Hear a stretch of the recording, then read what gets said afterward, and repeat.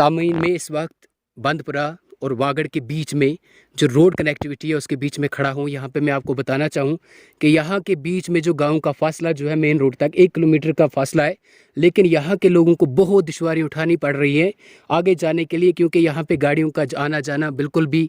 राब्ता नहीं बन रहा है गाड़ियों का, क्योंकि यहाँ से बीच में रोड के बीच में कुछ दुश्वारियाँ पैदा हो चुकी हैं, जैसे कि कुछ बड़े बड़े दरख्त बीच में खड़े हैं, लेकिन अभी तक हुकाम ने इनके लिए कोई बाज़ाब्ता तौर पे कोई आर्डर नहीं निकाला इन दरख्तों को काटने के लिए, जिस वजह से लोगों को बहुत परेशानियां हो रही हैं। ज़्यादा परेशानी यहाँ पे बीमार लोग, बूढ़े लोग, औरतें, महिला जितनी भी हैं यहाँ पे उनको परेशानी उठानी पड़ रही हैं। बर्फ़ में इन बेचारों को कम से कम 1 किलोमीटर का सफ़र पैदल तय करना पड़ता है, जबकि इनके बीच गाँव के बीचों बीच गाड़ी का भी जाने का कोई माध्यम नहीं है यहाँ पे। लिहाजा इस वक्त में ग्राउंड रिपोर्ट देने के लिए यहाँ पे पहुँचा हूँ और मुझे पूरा उम्मीद है कि यहाँ पे जेड न्यूज़ की वजह से हमारे अहला हुकाम तक ये नोटिस पहुँचेगी और वो वहाँ तक इस मसले का हल करेंगी। मैं आपके साथ बंटी सिंह, जेड न्यूज़, एश मुकाम।